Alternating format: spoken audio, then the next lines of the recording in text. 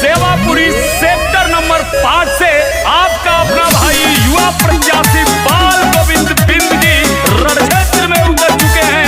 आप सभी साथियों से, सभी श्रोताओं से विनम्र निवेदन है, भारी से भारी संख्या में मतदान कर भाई को विजयी बनावे।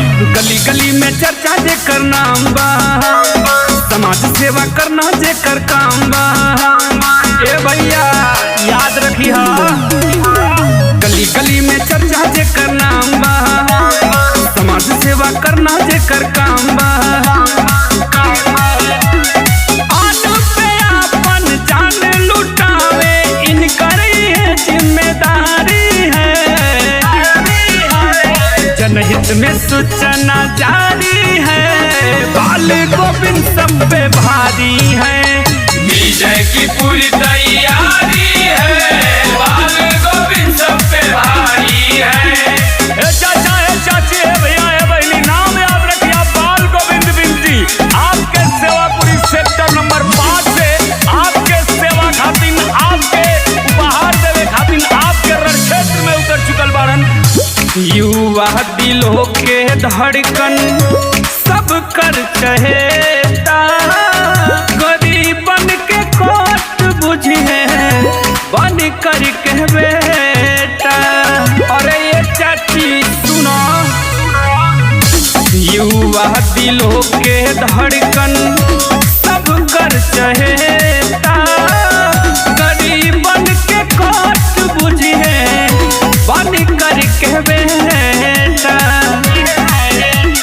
सेवापुरी की जनता इनको आवाज दे के पुकारी है।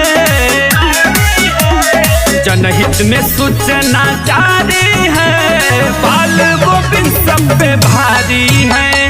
विजय की पूरी तैयारी है, बाल गोविंद सब पे भारी है।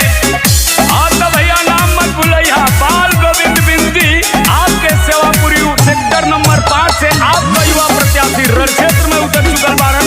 आपके प्यार आशीर्वाद दे के भैया के विजयी बनाएंगे। जम के विकास होई, रुकी नहीं काम हो। ईमानदार जुझारू नेता गुजे दे कर नाम हो। जम के विकास होई, रुकी नहीं काम हो। ईमानदार जुझारू नेता गुजे दे कर नाम हो। बच्चा बच्चा जाने जिनको ऐसे ही नेता की बारी है। जनहित में सूचना जारी है, बाल गोविंद सब पे भारी है। विजय की पूरी